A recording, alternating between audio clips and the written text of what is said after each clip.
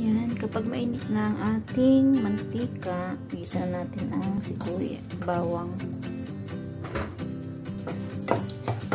Sunod natin ang sibuyas.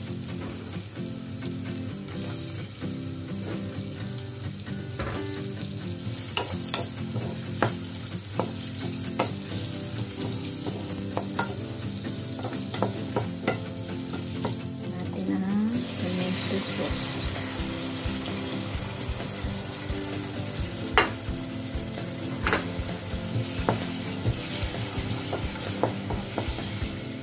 Nalagyan natin ang bisuelas. Tapos, kuluin natin.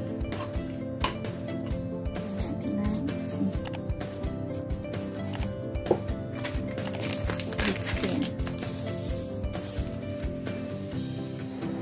Ayan. Kumukulog na natin. Lagyan na natin ito sa tanghon. Ang sahog natin.